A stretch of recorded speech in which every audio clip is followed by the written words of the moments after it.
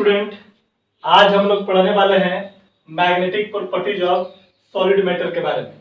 पिछले क्लासेज में हम लोगों ने देख लिया था कि इलेक्ट्रिकल प्रॉपर्टीज ऑफ मैटर्स क्या थे, ठीक ना, कितने पार्ट में डिवाइड किया गया। सेमीकंडक्टर के बारे में पढ़ा हम लोगों ने, जो एनसीईआरटी रिकमेंड किया था वो सारा चीज हम लोगों ने पढ़ लिया था, ठीक ना। अब हम लोग आज जो स्टार्ट करेंगे वो मैग्नेटिक प्रॉपर्टीज की। अगर कोई सॉलिड मैटर है तो वो उसका मैग्नेटिक प्रॉपर्टीज क्यों डेवलप होता है, कैसे डेवलप होता है, कैसे किसी सबस्टांस को हम बोलेंगे कि ये मैग्नेटिक प्रॉपर्टीज में पैरामैग्नेटिक शो करता है कि डायमैग्नेटिक शो करेगा, ये सब चीजों को हम लोग आज देखेंगे। तो हेडिंग डालेंगे, हम लोग लिखेंगे मैग्नेटिक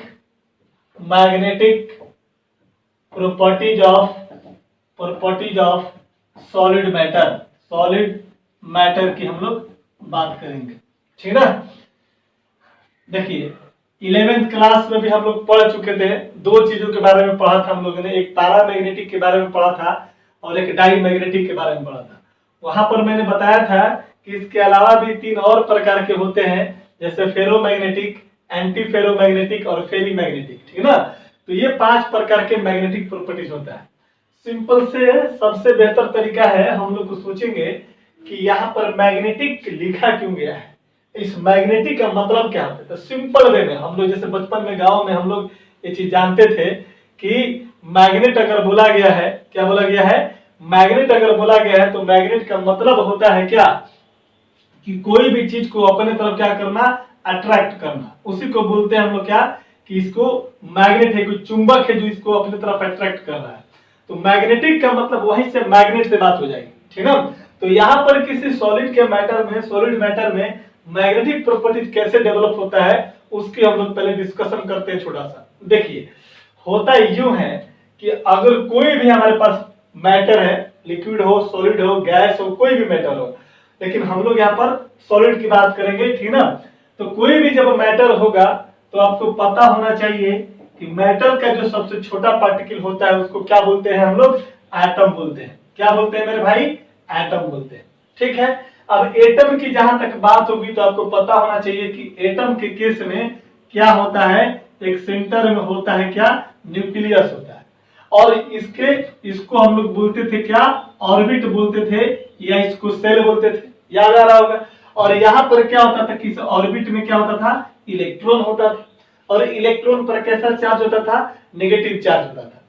आप लोग को पढ़े होइएगा, फिजिक्स में बताया गया होगा कि चार्ज पार्टिकल जो होता है वो क्या करता है कि जब स्थिर कंडीशन में होगा, यानी कि स्टैटिक कंडीशन में होगा, तो वो इलेक्ट्रिक फील्ड प्रोड्यूस करता है, ठीक ना। अगर वो मूविंग कंडीशन में होगा तो क्या करता है कि मैग्नेटिक फील्ड प्रोड्यूस करेगा। लेकिन वही चार्ज पार्टिकल को अगर बहुत ज्यादा स्पीड से अगर मूव कराया गया है, मतलब उसमें मोशन बहुत फास्ट हो, वेलोसिटी उसकी अगर बहुत फास्ट हो, तो वही charge particle electromagnetic field produce करता है। इलेक्ट्रोमैग्नेटिक फील्ड बोलने का मतलब इलेक्ट्रिक फील्ड और मैग्नेटिक फील्ड दोनों प्रोड्यूस करेगा, ठीक है। तो यहां पर ये चीज याद है, इलेक्ट्रोमैग्नेटिक फील्ड बोलने का मतलब यहां पर ये समझिएगा कि वो हमारा क्या कर देगा, इलेक्ट्रोमैग्नेटिक वेव हो जाता है। क्या हो जाता है, इलेक्ट्रोमैग्नेटिक वेव हो जाता है। यानी कि जब कोई भी चार्ज पार्टिकल अगर स्थिर कंडीशन में हो तो इलेक्ट्रोस्टैटिक फील्ड या इलेक्ट्रिक फील्ड बोलिए, मूविंग कंडीशन में हो तो मैग्नेटिक फील्ड बोलिए, अगर वेरी फास्ट मूव करता हो तो उसको हम लोग बोलेंगे क्या, इलेक्ट्रोमैग्नेटिक वेव बोलेंगे। बल्कि वो क्या हो जाएगा, इलेक्ट्रोमैग्नेटिक वेव की तरह बिहेव करेगा। मतलब कि इसका स्पीड वेव के लिए कितना हो जाता है, 3 × 10⁻⁸ कितना, 8 मीटर पर सेकेंड हो जाता है। क्लियर है। तो चलिए यहां तक तो हम लोगों ने देख लिया कि कोई भी चार्ज पार्टिकल स्थिर है इलेक्ट्रिक फील्ड, मूविंग है तो मैग्नेटिक फील्ड, अगर बहुत फास्ट मूव कर रहा है तो इलेक्ट्रोमैग्नेटिक वेव की तरह बिहेव करेगा, मतलब इलेक्ट्रोमैग्नेटिक वेव प्रोड्यूस करेगा। अब यहां पर हम लोग बात करेंगे कि सर किसी भी मैटर में मैग्नेटिक फील्ड कैसे प्रोड्यूस होगा। तो ये आपका एटम है और इलेक्ट्रॉन क्या है, एक प्रकार का चार्ज पार्टिकल है। क्या है, चार्ज पार्टिकल। आपको पता होता है कि किसी भी एटम में इलेक्ट्रॉन जो होता है वो न्यूक्लियस के क्या करता है, चारों तरफ क्या करता है, मूव करता है। यानी कि ये जो इलेक्ट्रॉन जो होगा वो क्या होगा, मूव करेगा, मूविंग कंडीशन में। जब ये मूव करेगा तो सिंपल सा बात है कि ये क्या करेगा, प्रोड्यूस करेगा। क्या प्रोड्यूस करेगा बताओ तो, प्रोड्यूस मैग्नेटिक फील्ड प्रोड्यूस करेगा। क्या करेगा, मैग्नेटिक फील्ड प्रोड्यूस करेगा। तो यहां पर इलेक्ट्रॉन का जो मूवमेंट है वो दो तरीके से मूव करता है। कौन कौन तरीका था, एक तो इलेक्ट्रॉन इस न्यूक्लियस के चारों तरफ ऑर्बिटल मूवमेंट करता है कि ऑर्बिट पर क्या करेगा, मूव करेगा, है ना। एंगुलर क्या करता है, एंगुलर मोमेंटम है ना, यानी कि एंगुलर वेलोसिटी से यहां से इस तरीके से मूव करेगा। एक चीज तो ये हो गया। दूसरा चीज क्या होता है कि इलेक्ट्रॉन जो है अपने एक्सिस पर भी क्या करता है, इस तरीके से मूव करता है। जैसे कोई भी पार्टिकल अगर सर्कुलर पाथ पे रोटेट करता है तो क्या करता है कि वो उसका एक अपना एक्सिस होता है। जैसे कि यहाँ पर न्यूक्लियस है, ये इलेक्ट्रॉन है, तो ये इलेक्ट्रॉन ऐसे तो मूव करेगा ही मूव करेगा, प्लस में इस इलेक्ट्रॉन का एक अपना एक्सिस होता है और इस एक्सिस पर भी क्या करेगा, रोटेट करेगा। मतलब ये इलेक्ट्रॉन है तो ये इधर की तरफ मूव करवा रहा है तो ये ऐसे ऐसे मूव करेगा। मतलब कि न्यूक्लियस के भी चारों तरफ मूव कर रहा है एक तरह से और अपने एक्सिस के भी चारों तरफ मूव कर सकता है। तो ये दो मूवमेंट की वजह से इलेक्ट्रॉन जो है एक न्यूक्लियस के चारों तरफ मूव करता है और दूसरी अपने एक्सिस के एलोंग भी रोटेट करता है, जिसकी वजह से मैग्नेटिक मोमेंट प्रोड्यूस होता है। क्या होता है, मैग्नेटिक मोमेंट प्रोड्यूस होता है। और वो मैग्नेटिक मोमेंट बहुत ही छोटा मात्रा में, कह सकते हैं कि मैग्नेटिक मोमेंट, देखिए मैग्नेटिक मोमेंट का मतलब होता है कि मतलब कि किसी मैग्नेट का अपना क्या उसको बोलते हैं, फील्ड बोलिए या उसको फोर्स बोलिए या जो भी बोलिए, ठीक ना। यानी कि यहां पर इलेक्ट्रॉन अगर है और इसके मूवमेंट से अगर मैग्नेटिक फील्ड अगर प्रोड्यूस हो रहा है, इसका मतलब होगा कि इलेक्ट्रॉन को हम लोग कंसीडर क्या कर लेंगे कि इलेक्ट्रॉन जो कंसीडर हो जाएगा एक स्मॉल मैग्नेट की तरह हो जाएगा। क्या हो जाएगा, एक स्मॉल मैग्नेटिक लूप की तरह काम करेगा। मान लेंगे कि ये जो इलेक्ट्रॉन है एक छोटा सा क्या है, एक मैग्नेट है, और मैग्नेट है तो इसका मैग्नेटिक फील्ड होगा। क्लियर हो गया। कोई भी आदमी आपसे पूछे कि किसी सॉलिड मैटर में या किसी भी टाइप के मैटर में कैसे प्रोड्यूस होता है मैग्नेटिक फील्ड, तो आपको बोलना पड़ेगा कि किसी भी मैटर का सबसे छोटा पार्टिकल जो होता है वो क्या होता है, कंस्टिट्यूएंट पार्टिकल होता है। एटम्स होते हैं, मॉलिक्यूल होते हैं, आयन होते हैं। हम लोग एटम की बात करेंगे तो एटम जो होता है उसमें क्या होता है, न्यूक्लियस होता है, इलेक्ट्रॉन्स होते हैं। न्यूक्लियस के चारों तरफ इलेक्ट्रॉन क्या करता है कि ऑर्बिट में क्या करता है, रोटेट करता है। इस इलेक्ट्रॉन के रोटेशन की वजह से ये इलेक्ट्रॉन एक तो इसके ऑर्बिट पे रोटेट करेगा सर्कुलर पाथ पे, दूसरा अपने एक्सिस पे रोटेट करेगा। तो इलेक्ट्रॉन दो तरह का मूवमेंट शो करेगा, एक ऑर्बिटल मूवमेंट शो करेगा यानी कि इस ऑर्बिट के अलोंग मूव करेगा और एक अपने एक्सिस के अलोंग रोटेट करेगा। इनके मूवमेंट की वजह से एक मैग्नेटिक फील्ड प्रोड्यूस होता है और इस मैग्नेटिक फील्ड का मैग्नीट्यूड बहुत ही कम होता है, ठीक है। और ये माना जाता है कि ये जो इलेक्ट्रॉन है इसको एक छोटा, बहुत छोटा एक मैग्नेटिक लूप होता है, मैग्नेट की जैसा बिहेव करेगा और उस मैग्नेट की जैसे बिहेव करने की वजह से हम लोग बोलते हैं कि ये जो इलेक्ट्रॉन है इसका मैग्नेटिक मोमेंट होता है और ये 9.27 into 10 to the power -24 ampere into meter square होता है, समझना। ये इसका मैग्नीट्यूड देखिए कितना मैग्नीट्यूड इसका कम हुआ। 9.27 में 10 के पावर 24 से डिवाइड कीजिएगा तो 0.00000 समथिंग नहीं के बराबर, यानी कह सकते हैं कि बहुत ही कम मैग्नेटिक फील्ड प्रोड्यूस करता है। और इसी मैग्नेटिक फील्ड की वजह से हम सॉलिड को कितने भागों में बांटेंगे, 5 भागों में बांटेंगे। एक paramagnetic, diamagnetic, ferromagnetic, antiferromagnetic and ferrimagnetic substances. Clear है।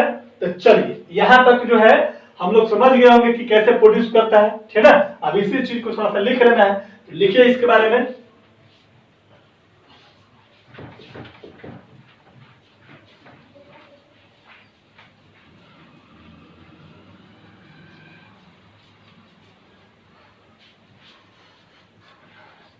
चलिए लिखेंगे,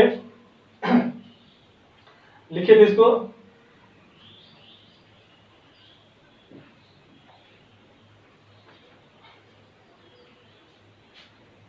चलिए लिखिए इसको, है ना।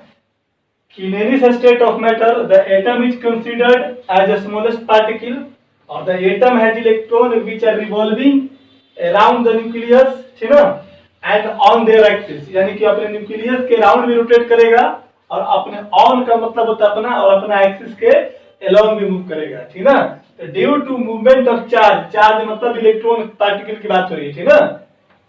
द मैग्नेटिक फील्ड विल भी क्या होता है, प्रोड्यूस होता है, ठीक ना। तो लिखेंगे नेक्स्ट करके, यहाँ पर मिटाता हूं इसको, लिखेंगे यहां से, यहां पर एक डायग्राम बना लीजिएगा आप छोटा सा, है ना, दिखाने के लिए। यहां पर जो है इस तरीके से कर लीजिएगा कि यहां पर है एटम है कोई, है ना, और यहां पर सेंटर में न्यूक्लियस है, ये आपका इलेक्ट्रॉन है। एक रोटेशन इसका इस तरीके से हो गया, ठीक ना, इसको बोलते हैं। और यहां पर बना लीजिएगा कि इलेक्ट्रॉन इस तरीके से रोटेट होगा, यहां पर इस लाइन को बोलेंगे, इस लाइन को एक्सिस ऑफ रोटेशन, रोटेशन, और यहां पर ये इलेक्ट्रॉन अपना क्या कर रहा है, रोटेट कर रहा है। तो दो तरह का मूवमेंट होता है, ठीक ना। यहां पर जो होगा ये ऑर्बिटल रोटेशन हो गया, है ना, और ये हो गया क्या, एक्सिस ऑफ रोटेशन, मैंने एक्सियल रोटेशन, अपने एक्सिस के अलोंग क्या करेगा, ये एक्सिस है और इसके अलोंग भी क्या करेगा, ऐसे ऐसे रोटेट करेगा, ठीक ना। तो लिखेंगे, ये चीज क्लियर हो गया कि कोई भी चार्ज पार्टिकल अगर मूव करता है तो मैग्नेटिक फील्ड प्रोड्यूस करेगा। यहाँ उसके बाद लिखेंगे नेक्स्ट पॉइंट करके कि ड्यूरिंग दिस फेनोमेना द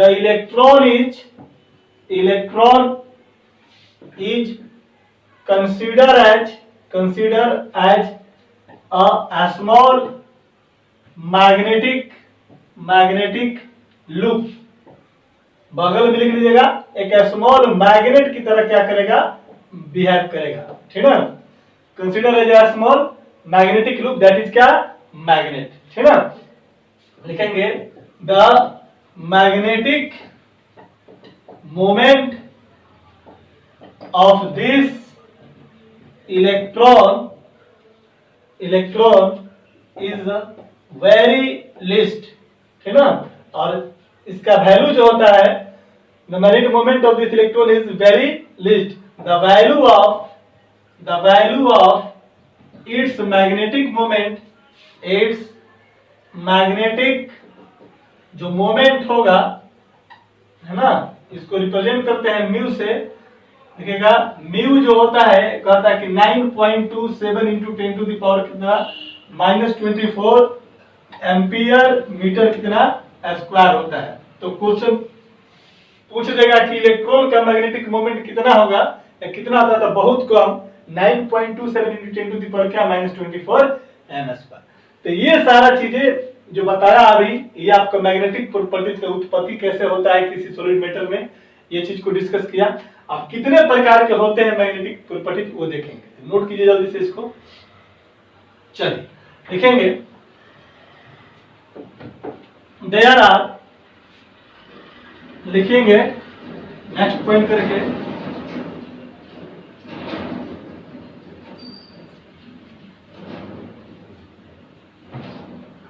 लिखेंगे there are following types of magnetic properties shown by solid।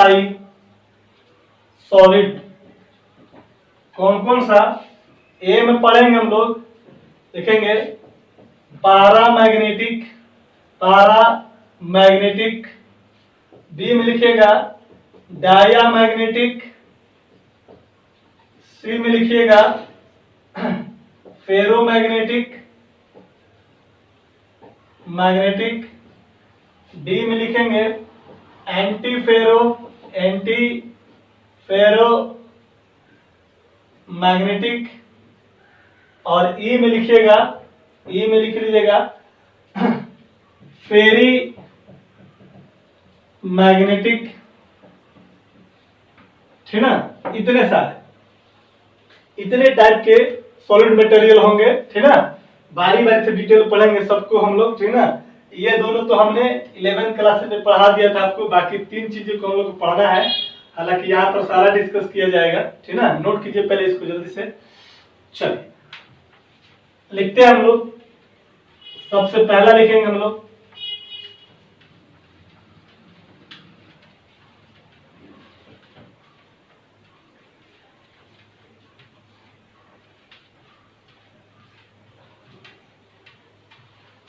पारामैग्नेटिक, लिखेंगे हम लोग। पहला प्रॉपर्टी है मेरा ए में पारा मैग्नेटिक प्रॉपर्टीज कर लीजिए या पारामैग्नेटिक सबस्टांसेस कर लीजिए, कोई दिक्कत नहीं है, ठीक ना। लिखेंगे कि पहले समझ लो इसके बारे में क्या होता है। पारामैग्नेटिक का मतलब होता है कि वैसा सबस्टांसेस, वैसा मैग्नेटिक सबस्टांसेस जो कि क्या करेगा, मैग्नेट के प्रति धीरे धीरे अट्रैक्शन शो करेगा। यानी कि मैग्नेट का जो मैग्नेटिक फील्ड होगा उसके प्रति क्या करेगा, धीरे धीरे अट्रैक्ट होगा। यानी कह सकते हैं कि उसका मैग्नेटिक फील्ड क्या होगा, कमजोर होगा, ठीक ना। तो जो भी मटेरियल है अगर उस मैग्नेट के प्रति, मैग्नेट के मैग्नेटिक फील्ड के प्रति अगर वीकली अट्रैक्ट हो, दैट इज कॉल्ड क्या, पारामैग्नेटिक सबस्टांस। दूसरी बात होता है कि पारामैग्नेटिक सबस्टांसेस का कहता है कि होने के लिए कोई भी सॉलिड मैटर है अगर वो पारामैग्नेटिक प्रॉपर्टीज को शो करता है, इसका मतलब ये होगा कि उसके पास एटलीस्ट अनपेयर्ड इलेक्ट्रॉन का होना जरूरी है। एटलीस्ट 1 इलेक्ट्रॉन जो होना चाहिए वो अनपेयर्ड कंडीशन में होना चाहिए, कम से कम। अगर अनपेयर्ड इलेक्ट्रॉन है तो वो पारामैग्नेटिक शो करेगा, अगर उसके पास अनपेयर्ड इलेक्ट्रॉन नहीं है तो पारामैग्नेटिक शो नहीं करेगा। तीसरा बात तो बोलता है क्या कि जो मैग्नेटिक फील्ड का जो ओरिएंटेशन होगा मैग्नेटिक मोमेंट का, दोनों का डायरेक्शन क्या होगा, सेम होगा, ठीक ना। जैसे कहने का मतलब है कि मान लीजिए सपोज दैट कि ये कोई हमारा मैग्नेट है और इसके चारों तरफ क्या है, मैग्नेटिक फील्ड है। क्या है, मैग्नेटिक फील्ड है। कोई भी मान लो कि यहाँ पर एक कोई सबस्टांसेस है और ये इसके प्रति धीरे धीरे अट्रैक्ट हो रहा है, तो ये मैग्नेट है, तो मैग्नेट के चारों तरफ ये सब जो होगा उस एरिया को हम लोग क्या बोलेंगे, मैग्नेटिक फील्ड बोलेंगे। क्या बोलेंगे, मैग्नेटिक फील्ड। फील्ड का मतलब होता है फोर्स लगाना, ठीक ना। तो मैग्नेट का अपना जो फोर्स होगा दैट इज कॉल्ड क्या, मैग्नेटिक फील्ड।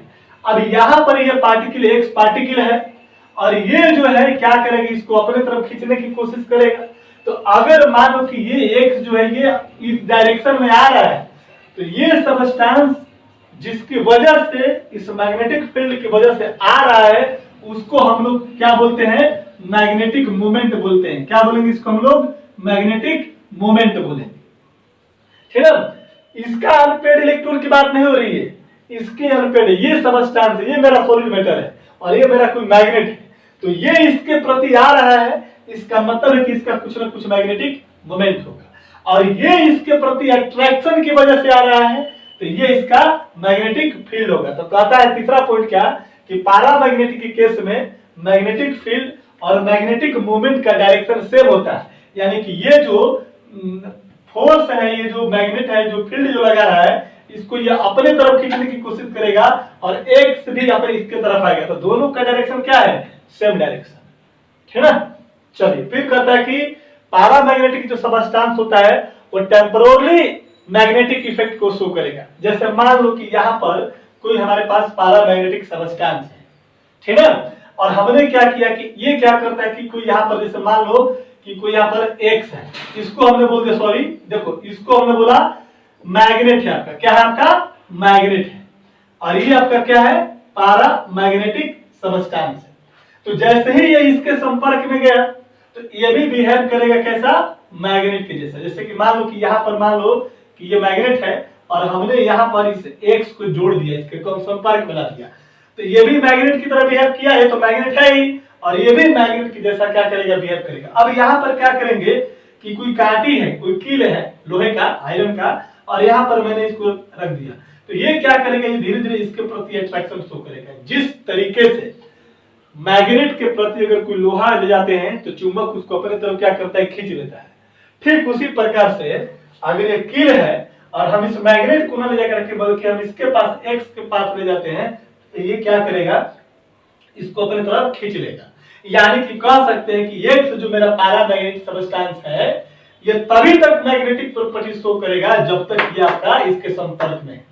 लेकिन जैसे ही हम लोग ने क्या किया कि इसको यहाँ से हटा दिया, ठीक है, और हटाने के बाद देखा क्या कि यहाँ पर ये आपका मैग्नेट चला गया और X को हमने यहाँ की पैरामैग्नेटिक सबस्टेंशिया है, अब हम कील को ले जाएंगे इसके पास, अब ये कील को अपने तरफ अट्रैक्ट नहीं करेगा। इसका मतलब कि ये मैग्नेट की तरह बिहेव तभी करता था जब ये किसी मैग्नेट के साथ क्या था, अटैच था, मैग्नेट के कांटेक्ट में था। लेकिन जैसे ही मैग्नेट को हटा दिया जाए तो ये पैरामैग्नेटिक की मैग्नेटिक जो प्रॉपर्टीज होगा समाप्त हो जाएगा। इसी इफेक्ट को बोलते हैं टेम्पोररी मैग्नेटिक इफेक्ट बोलते हैं। तो कहता है कि पैरामैग्नेटिक जो सबस्टेंसेज होंगे वो टेम्पोररी मैग्नेटिक प्रॉपर्टीज शो करता है। इसके बाद उनका एग्जांपल लिख लेंगे। तो फिर एक क्वेश्चन कहता है कि अगर पैरामैग्नेटिक सबस्टेंसेज को मान लो कि हीट करना स्टार्ट कर दे तो क्या होगा। तो हीट करते हैं तो क्या होता है, हीट करने से उसकी मैग्नेटिक जो प्रॉपर्टीज है वो धीरे धीरे लॉस होने लगता है। आई बात समझ में? चलिए नोट करते हैं फटाफट इसको, लिखते हैं।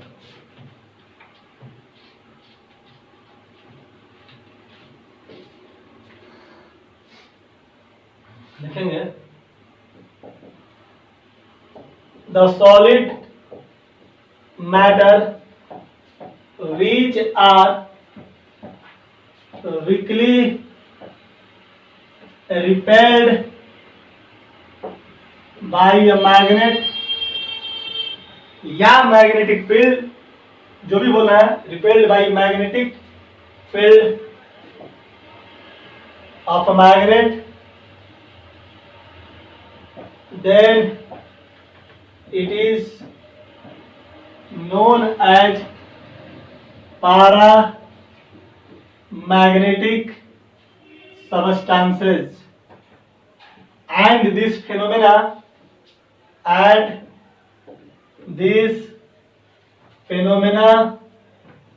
is called paramagnetism। उस फिनोमेना को क्या बोलते हैं हम लोग, पैरामैग्नेटिज्म बोलते हैं। लिखेंगे for any solid to become paramagnetic they must have unpaired electron।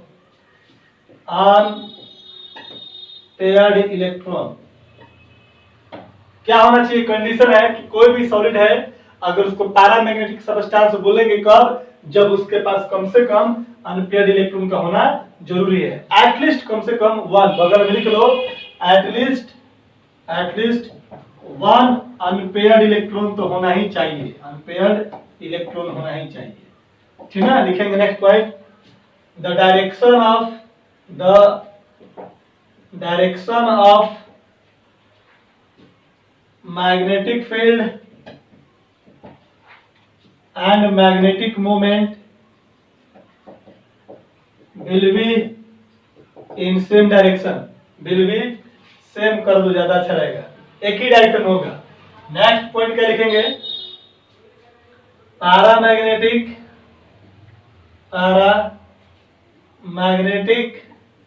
is a temporary magnetic properties. क्या होगा, टेम्पोररी होता है, ठीक ना। चलिए बेटा इसको, मैग्नेटिक मोमेंट कितना होता है लिख लेंगे इसका,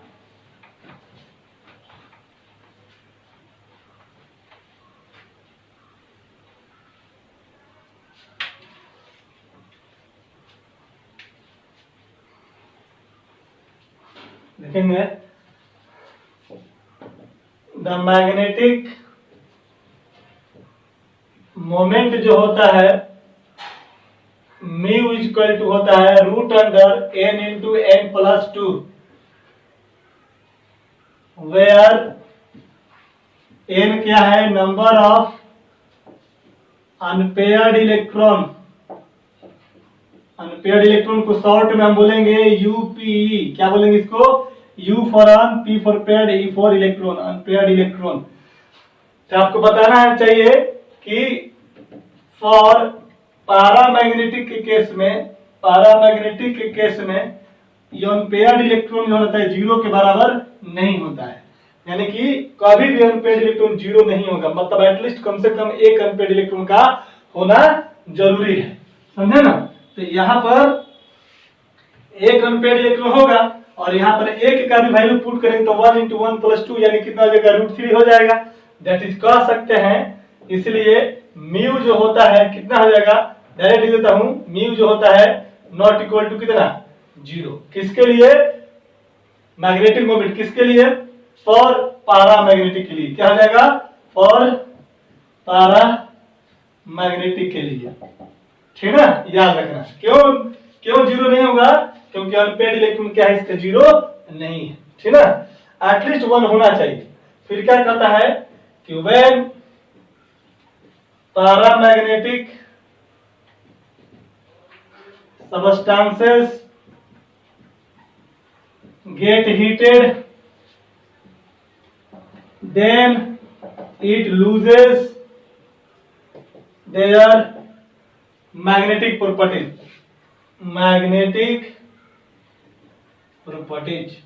यानी कि पैरामैग्नेटिक सबस्टेंसेस को जब हीट कीजिएगा तो अपना मैग्नेटिक प्रॉपर्टी क्या करेगा, लूज कर देगा, यानी कि वो पैरामैग्नेटिक फिर से नहीं शो करेगा, ठीक है ना, फिर से वो किसी चीज को अट्रैक्ट नहीं करेगा, वीकली अट्रैक्ट नहीं हो पाएगा, ठीक है। चलिए एग्जाम्पल लिखेंगे इसका हम लोग,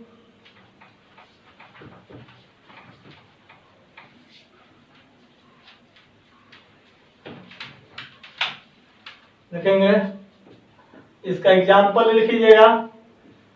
O2 जो होता है पैरामैग्नेटिक होता है, सबको पता है ऑक्सीजन, लेकिन इसको एक्सप्लेन कौन किया था, एक्सप्लेन बाय MOT के द्वारा, molecular orbital theory, chemical bonding में पढ़ा चुके हैं। तो O2 जो होगा वो क्या होगा, मेरा पैरामैग्नेटिक होगा, ठीक है ना। Fe2+ पैरामैग्नेटिक, Fe3+ पैरामैग्नेटिक, सब में कहीं ना कहीं अनपेयर्ड इलेक्ट्रॉन आपको मिलेगा, है ना।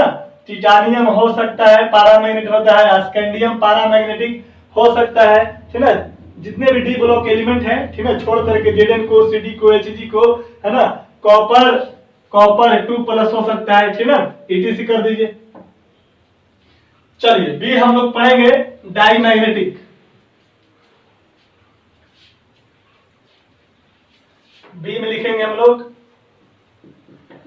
Diamagnetic substances. बताओ डायमैग्नेटिक सबस्टेंसेज क्या हो जाएगा, पैरामैग्नेटिक के जस्ट उल्टा हो जाएगा।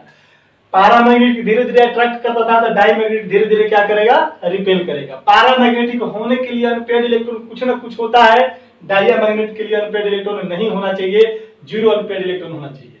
बस उनका एग्जांपल लिख लेना है, लिख देंगे the solid matter which are weakly repelled,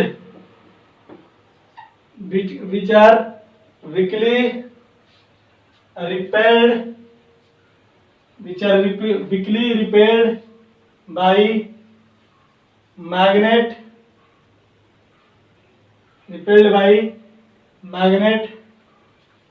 is called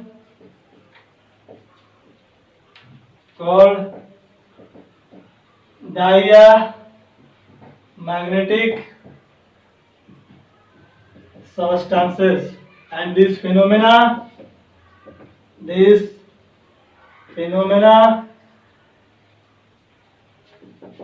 is called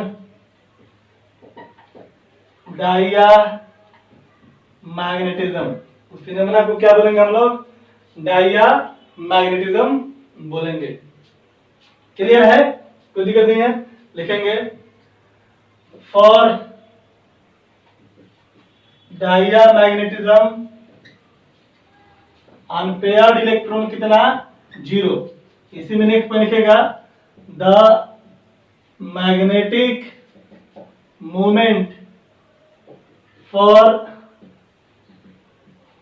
diamagnetic substance के लिए क्या हो जाएगा, बोलो, म्यू इक्वल टू कितना, 0। भाई मैग्नेटिक मोमेंट 0 कब होगा, जब हमारा कह सकते हैं कि अनपेयर्ड इलेक्ट्रॉन क्या हो जाएगा, 0 हो जाएगा। क्लियर है। तो ये हो गया आपका। इसका डायरेक्शन की अगर हम बात करेंगे तो मैग्नेटिक फील्ड और मैग्नेटिक मोमेंट का डायरेक्शन क्या होगा, अपोजिट डायरेक्शन में।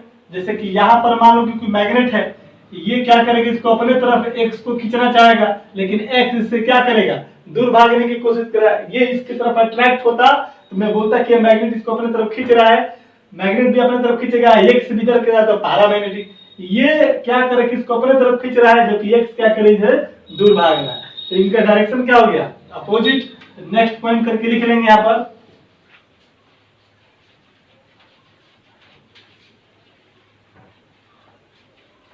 नेक्स्ट पॉइंट करके लिख लेंगे सी में, सॉरी यहां पर लिखेंगे, नेक्स्ट पॉइंट करके लिखेगा the direction of magnetic moment and magnetic field will be in opposite direction। ठीक है ना, चलिए नोट कीजिए तो जल्दी से। इसके बाद इसका एग्जाम्पल लिख लीजिए।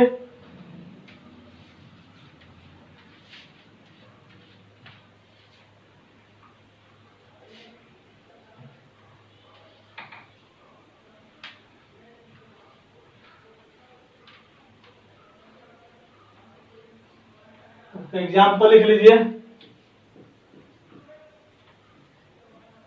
एग्जाम्पल लिखिएगा इसका, NaCl हो जाएगा, H2O होता है, बेंजीन हो जाएगा, है ना, बेंजीन का फॉर्मूला क्या था, C6H6 होता है, ठीक ना। ये सारे जो है क्या है, इसके बाद अगर TiO2 हो जाएगा, ठीक ना, टाइटेनियम ऑक्साइड, बहुत सारा चीज होता है, ठीक ना, लिखने की जरूरत नहीं है, बस इतना याद रखिएगा, एनसीईआरटी बस इसको कंसीडर किया हुआ है, ये मेन चीज है, ठीक ना। चलिए जल्दी से कीजिए, नेक्स्ट पढ़ेंगे हम लोग फेरोमैग्नेटिक सबस्टेंसेस के बारे में। चलिए देखिए, अब हम लोग पढ़ेंगे, तीसरा लिखेंगे, सी में लिखेगा फेरो मैग्नेटिक सबस्टेंसेस। गाइस ऐसा है कि पैरामैग्नेटिक के केस में मैंने लिखवा दिया है कि वीकली रिपेल्ड लिखवा दिया गया है, तो वो गलत हो गया है, ठीक ना। रिपेल्ड के जगह अट्रैक्ट लिख लीजिएगा, ठीक ना। मैं बोल रहा था फ्लो में रिपेल्ड लिखा गया है, ठीक ना। आप लोग उसको क्या करना है, पैरामैग्नेटिक के केस में लिखे हैं कि the solid matter which are weakly repelled हो गया है, रिपेल्ड को काट करके रिपेल्ड लिखा गया है, इस रिपेल्ड को काट करके आप अट्रैक्ट लिख लीजिएगा, ठीक ना। जो वीकली क्या करेगा, अट्रैक्ट करेगा, उसको हम लोग क्या बोलते हैं, पैरामैग्नेटिक सबस्टेंस बोलते हैं, ठीक है। चलिए लिखेंगे हम लोग, सी में पढ़ेंगे फेरोमैग्नेटिक सबस्टेंसेस। और फेरोमैग्नेटिक सबस्टेंसेस क्या होता है, वैसा सॉलिड मैटर जो कि स्ट्रांगली अट्रैक्ट करे। पैरामैग्नेटिक क्या था, वीकली अट्रैक्ट करता था, डायमैग्नेटिक वीकली रिपेल्ड करता था, और फेरोमैग्नेटिक क्या करेगा, स्ट्रांगली अट्रैक्ट करता था। इसके पीछे रीजन ये बन करके आया कि उसके पास नंबर्स ऑफ अनपेयर्ड इलेक्ट्रॉन जो थे क्या थे, बहुत ज्यादा है, किसके पास, फेरोमैग्नेटिक के संबंध में। ये जो होता है वो क्या होता है कि परमानेंट मैग्नेटिक प्रॉपर्टीज को क्या करता है, कैरी करता है। मतलब कि फेरोमैग्नेटिक जो सबस्टेंस होगा वो अपना मैग्नेटिक प्रॉपर्टीज जो है वो परमानेंटली इफेक्ट में डालता है, ठीक है ना। लिखेंगे यहां पर, दे दीजिए, लिखिए the solid matter which are very strongly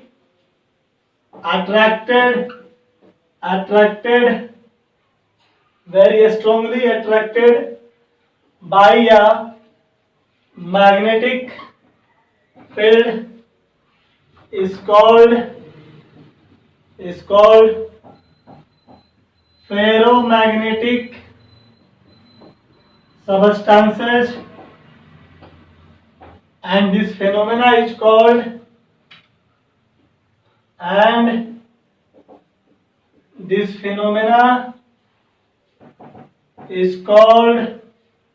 ferromagnetism,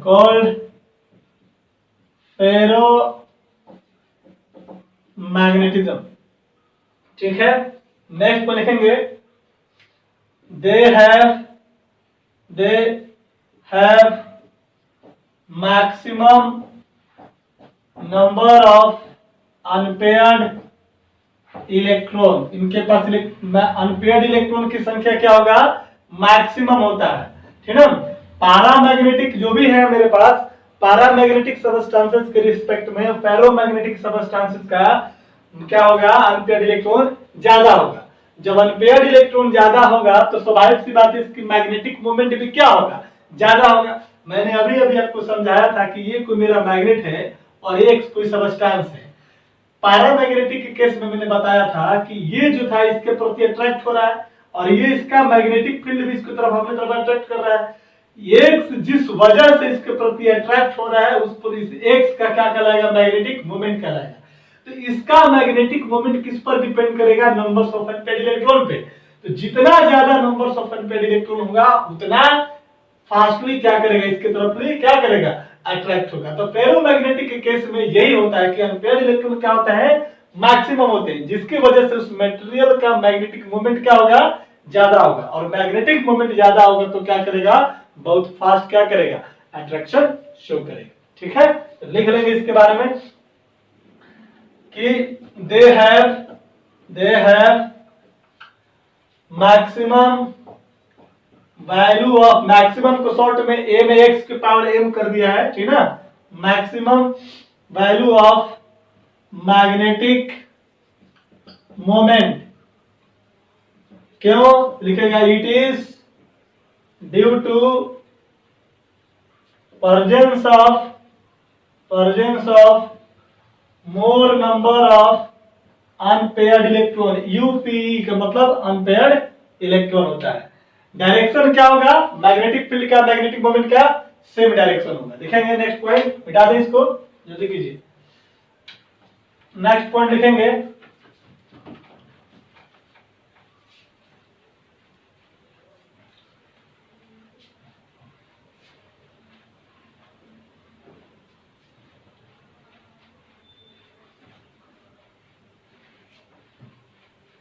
next point लिखिएगा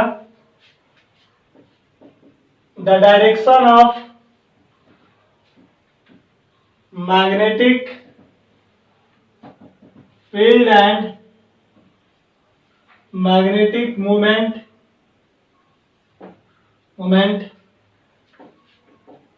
विल बी सेम, यानी कि सेम डायरेक्शन में होगा। देखेंगे domain formation is the characteristic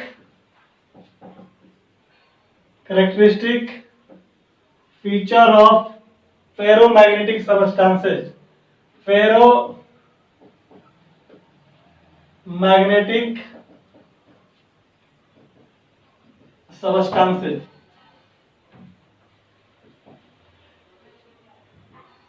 domain क्या होता है, एक प्रकार का लूप होता है, ठीक ना। जब अनपेयर्ड इलेक्ट्रॉन जब बहुत ज्यादा हो जाता है तो मैग्नेटिक मूवमेंट क्या होती है, उसकी ज्यादा हो जाती है, ठीक ना। उसकी वजह से क्या होता है कि इस तरह से एक सर्कुलर क्या करता है, एक लूप बना लेता है। क्या बनाता है, सर्कुलर लूप बना लेता है, ठीक ना। इस लूप को ही हम लोग क्या बोलते हैं, इस लूप को हम लोग बोलते हैं डोमेन। क्या बोलते हैं हम लोग इसको, डोमेन बोलते हैं। ये आपको सर बताएंगे बहुत बढ़िया से फिजिक्स में, है ना। मैग्नेट फिजिक्स में आपको एक मैग्नेट चैप्टर ही मिलेगा, उसमें डिटेल मिलेगा कि डोमेन क्या होता है, ठीक ना, लूप क्या होता है, ठीक ना, हिस्टेरेसिस लूप, ये सब चीज पढ़ा जाएगा आपको। तो बस याद रखिएगा कि डोमेन फॉर्मेशन जो होता है वो किसका कैरेक्टरिस्टिक फीचर है, फेरोमैग्नेटिक सबस्टेंसेस का, ठीक ना। इसमें क्या होता है कि जब यहां तक पहुंच गए हम लोग तो यहाँ पर क्या होता है कि यहाँ पर रिप्रेजेंटेशन दिया था, आइडेंटिफिकेशन, एक साइन होता है फेरोमैग्नेटिक सबस्टेंसेस का, एंटी फेरो का, और क्या होता है, फेरी मैग्नेटिक सबस्टेंस। तो लिखेंगे द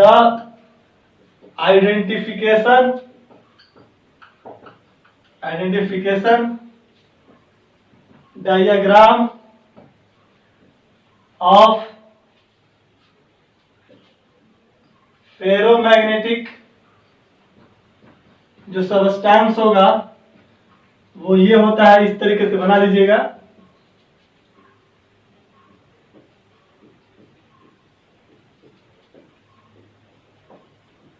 इस तरीके से, ठीक है। बड़ा छोटा नहीं है, सब एक जैसा है ना। आपको लग रहा है बड़ा छोटा बना दिया सर, सबका साइज एक जैसा है। ये जो स्फेरिकल जो चीज है, जो गोला बना है, इसको बोलते हैं डोमेन। और यहाँ पर जो होता है एक्चुअली में, जो लाइन जो आपको दिखाया जा रहा है इस तरफ से लाइन, ये एक्चुअली में डाइपोल ग्रेन्स होते हैं। क्या होते हैं? डाइपोल्स होते हैं, ठीक है। इलेक्ट्रोस्टैटिक में पढ़ाएंगे सर, जो एरो वाला पार्ट होता है वो पॉजिटिव चार्ज से दिखाया जाता है, और जो टेल होता है निगेटिव चार्ज से दिखाया जाता है, ठीक है। तो इनका ओरिएंटेशन पॉजिटिव पॉजिटिव, सबका डायरेक्शन देखो, इसका पॉजिटिव, इसका पॉजिटिव, इसका पॉजिटिव, इसका पॉजिटिव, इसका पॉजिटिव, सब एक डायरेक्शन में। और निगेटिव निगेटिव क्या है? सबका एक डायरेक्शन में। तो डायरेक्शन ओवरऑल क्या होता है? सेम होता है। जैसे मैंने बताया कि मैग्नेटिक मोमेंट और मैग्नेटिक फील्ड का जो ओरिएंटेशन होगा, डायरेक्शन होगा, क्या होता है? सेम होता है। यहाँ पर जो मैग्नेटिक लूप हो गया यानी डोमेन हो गया, और ये इनके मैग्नेटिक फील्ड का जो डायरेक्शन हो गया, वो क्या होता है? सब सेम डायरेक्शन में। मैग्नेटिक डाइपोल बोलो, मैग्नेटिक मोमेंट बोलो, ठीक ना। तो हम लोग सिंपली बोलेंगे यहाँ पर कि इनका जो डायरेक्शन होता है, क्या होता है? सब सेम डायरेक्शन में। तो अगर इस तरह का साइन अगर कहीं आपको मिलता है, तो आप ये समझ लेना क्या, कि ये फेरोमैग्नेटिक का पहचान है, ठीक ना। आपको क्वेश्चन में दे सकता है, तरह दे देगा, बोलेगा कि बताइए ये फेरोमैग्नेटिक है कि पैरामैग्नेटिक है कि डायामैग्नेटिक है। तो ये जो सर्किल जो बना है डोमेन है, ठीक ना। तो डोमेन किसका कैरेक्टरिस्टिक फीचर होता है? फेरो में का। फेरो में मिलेगा, एंटी फेरो में मिलेगा, और आपको फेरी में मिलेगा। लेकिन डायामैग्नेटिक में और पैरामैग्नेटिक में इस तरह से आइडेंटिफिकेशन मार्क्स नहीं मिलते हैं, ठीक है। नोट कीजिए और लास्ट में एग्जांपल लिखिए। इसका मिटा दूं, लिखेंगे इसका एग्जांपल।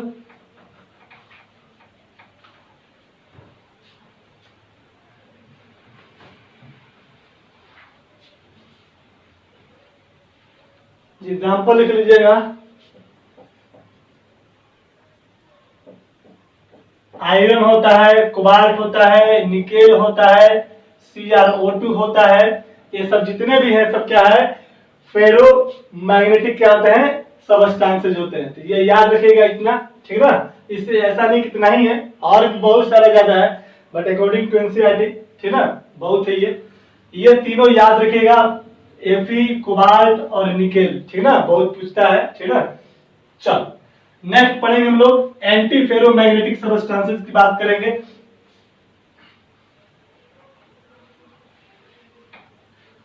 अब देखो, एंटी फेरो हो, ठीक ना, या फेरी हो, सबके पास अनपेयर्ड इलेक्ट्रॉन होगा। फेरो यहां पर भी टर्म आ गया, चाहे एंटी में फेरो हो, चाहे फेरी में फेरो हो, या इसको बोलते हैं फेरो में, है ना, सब में अनपेयर्ड इलेक्ट्रॉन होगा।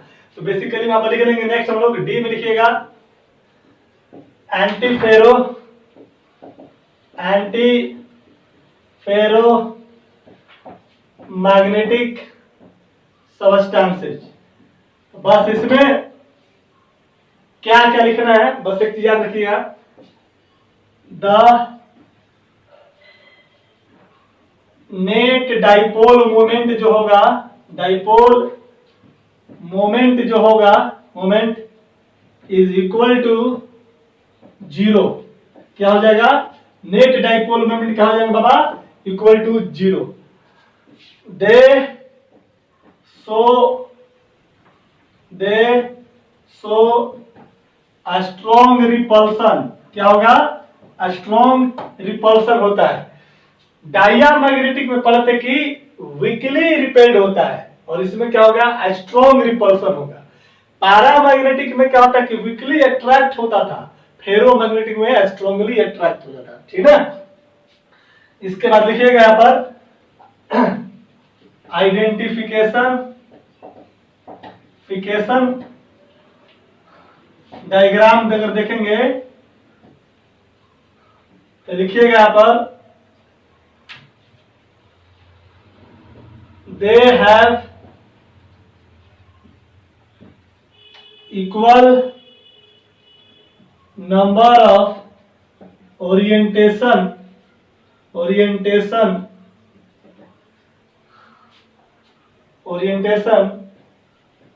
डायरेक्शन ऑफ मैग्नेटिक फील्ड या मूवमेंट, जो भी बोलना है, magnetic field, movement and domain. चलो देख लो, इसका आइडेंटिफिकेशन मैं यहाँ पर बना देता हूं। एक इस तरह से रहेगा तो दूसरा इस तरीके से, तीसरा अगर इस तरह से तो चौथा इस तरीके से, पांचवा अगर इस तरह से तो छठा इस तरीके से रहेगा। यानी कि 1 2 3 ऊपर डायरेक्शन में है, अपवार्ड डायरेक्शन में, तो 3 क्या हो जाएगा, डाउनवर्ड डायरेक्शन में हो जाएगा। ठीक ना, जैसे कि 1 2 और 3 डाउनवर्ड डायरेक्शन में, 1 2 और 3 क्या है, अपवर्ड डायरेक्शन में। तो जब इक्वल नंबर्स में डोमेन में जो डायरेक्शन होगा किसका, मैग्नेटिक फील्ड का, वो क्या होगा, एंटी पैरेलल होगा। इसको हम लोग क्या बोलते हैं, इसको हम लोग बोलते हैं anti parallel orientation, anti parallel orientation. ठीक ना, याद रखना फेरोमैग्नेटिक के केस में पैरेलल था, सब इस तरीके से था ना, इस तरीके से था। और एंटी पैरेलल का मतलब एंटी फेरो में, एंटी का मतलब फेरो का जस्ट उल्टा, एंटी।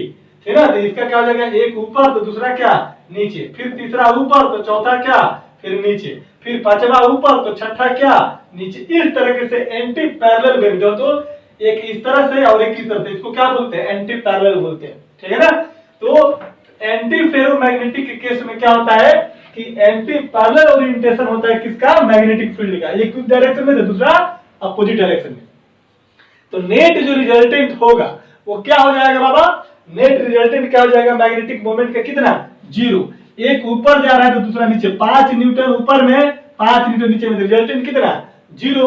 तो सिमिलर चीज यहां पर भी है, सेम चीजें हैं, एक दूसरे को क्या करते हैं, कैंसिल आउट कर देते हैं, एक दूसरे के मैग्नेटिक फील्ड को कैंसिल आउट कर देते हैं, और नेट रिजल्टेंट जो मैग्नेटिक मोमेंट होता है वो क्या हो जाता है, 0 हो जाता है। ठीक है, इसका एग्जांपल याद रखिएगा, यहीं पर मैं साइड में कर देता हूं, याद रखना।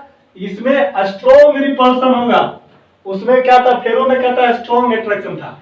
बस ये क्वेश्चन पूछता है कि एंटी पैरेलल इक्वल नंबर में होगा क्या, इक्वल नंबर में, इक्वल नंबर में एंटी पैरेलल है 1 2 3 4 5 6 में, तो 3 ऊपर 3 नीचे, तो इक्वल नंबर में जब भी होगा तो इक्वल नंबर में होगा।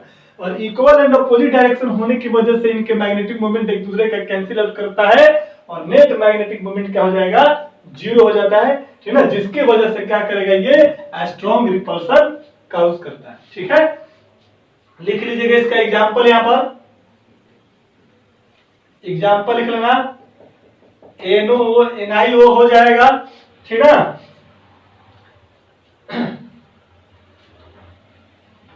इसके बाद आपका हो जाएगा Fe2O3 हो जाता है, इसको याद रखना, बहुत इंपॉर्टेंट एग्जांपल है, Fe2O3 हो जाएगा।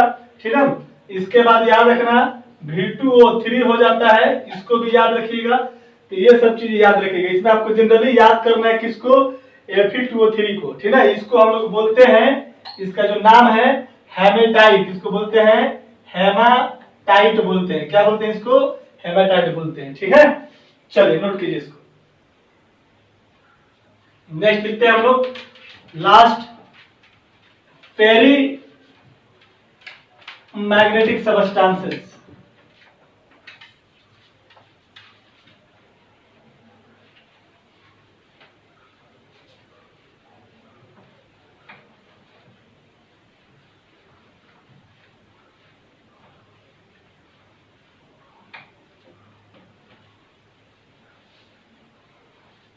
लिखेंगे, ई में लिखेगा फेरी मैग्नेटिक सबस्टांसेस, लिखेंगे दे शो वीक अट्रैक्शन, क्या शो करेगा, वीक अट्रैक्शन शो करेगा, बहुत कमजोर, मतलब पारा मैग्नेटिक से भी क्या होगा, सॉरी पारा मैग्नेटिक से क्या होगा, थोड़ा ज्यादा होगा। ठीक ना, यहां पर लिखना नेट मैग्नेटिक मोमेंट जो होगा not equal to 0, not equal to 0, that is कह सकते हैं म्यू नेट जो होगा नॉट इक्वल टू कितना, 0। मतलब क्या होगा, unpaired electron, unpaired electron must be present, unpaired electron क्या होंगे बाबू, प्रेजेंट होगा। ठीक है, याद रखिएगा, आइडेंटिफिकेशन डायग्राम,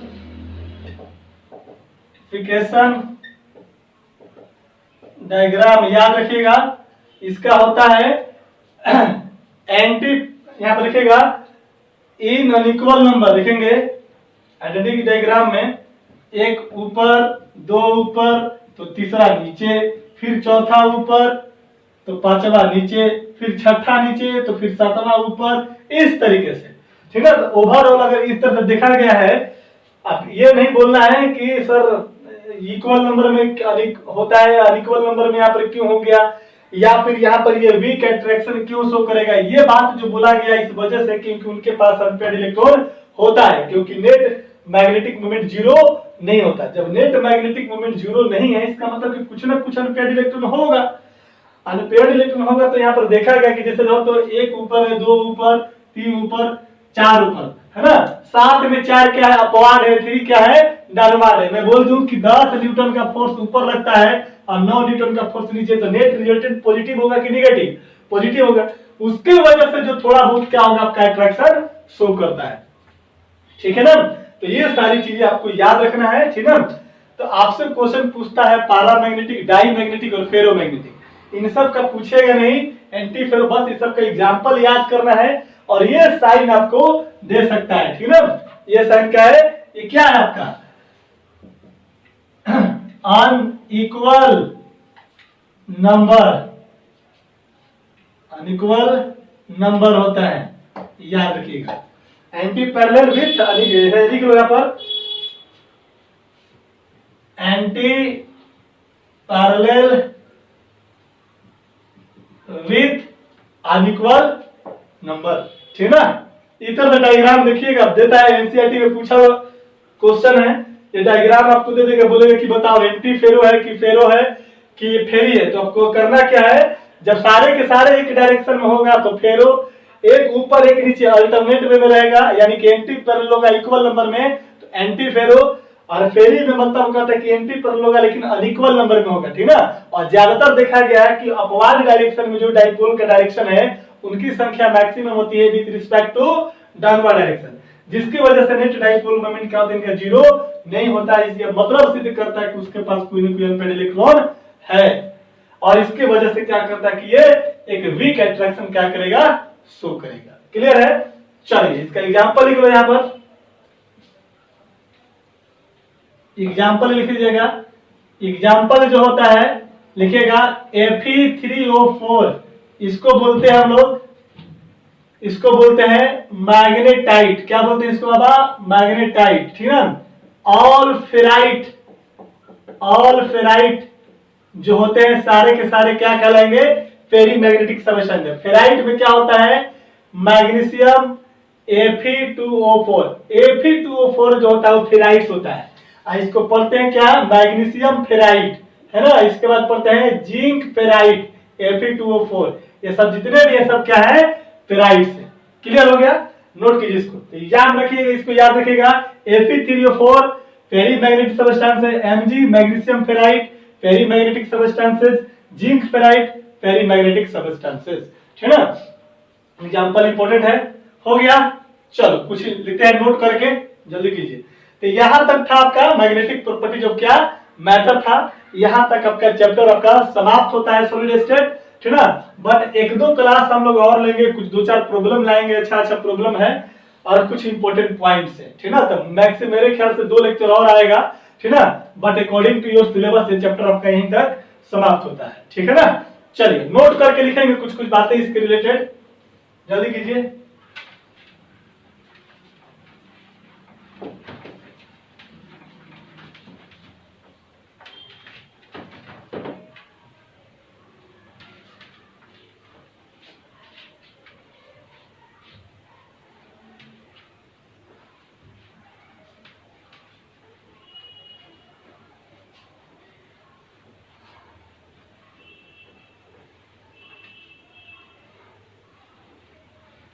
नोट करके लिखिएगा,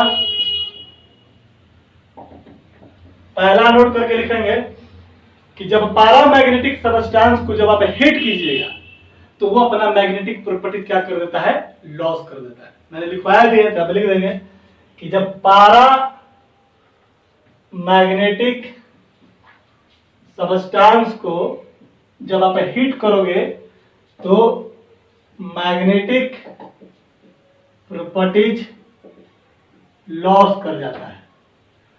दूसरा पॉइंट लिखेगा, फेरोमैग्नेटिक सबस्टांस हो, फेरोमैग्नेटिक सबस्टांस हो, चाहे एंटी फेरो हो,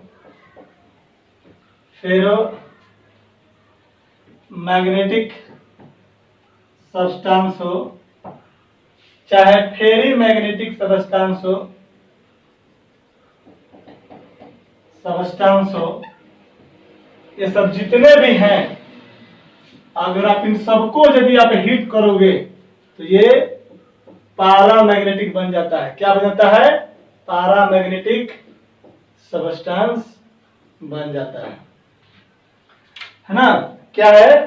फेरोमैग्नेटिक सबस्टेंस हो, एंटी फेरोमैग्नेटिक सबस्टेंस हो, या आपका क्या है, फेरीमैग्नेटिक सबस्टेंस हो, ठीक है ना। ये तीनों जो लास्ट में पढ़े थे, अगर आप इनको क्या करोगे, हीट करोगे, क्या करोगे, हीट करोगे, तो क्या करता है कि अपना मैग्नेटिक प्रॉपर्टी धीरे धीरे लॉस करते करते कहां पर आता है, पैरामैग्नेटिक के पास आ जाता है। ये आपको पता है कि फेरोमैग्नेटिक सबस्टेंसेस क्या होता है, बहुत ज्यादा स्ट्रांगली अट्रैक्ट करता है। हीट करेंगे तो पैरामैग्नेटिक हो जाएगा, धीरे धीरे अट्रैक्ट करने लगेगा।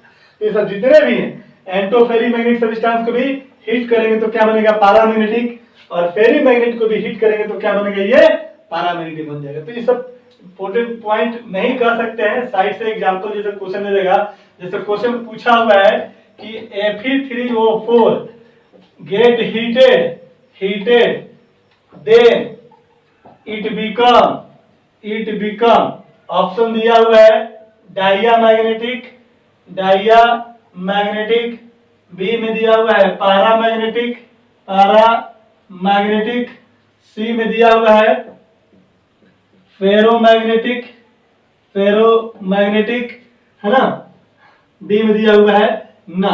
तो एक मेरे को बात बताओ, Fe3O4 क्या है, फेरो है, एंटी फेरो है, या फेरी है? तो फेरी मैग्नेटिक है। और जब फेरी मैग्नेटिक को हीट करते हैं तो क्या बनता है, पैरामैग्नेटिक, ठीक है ना। तो आंसर गोज टू कितना आ जाएगा, बी हो जाएगा। नोट कीजिए इसको।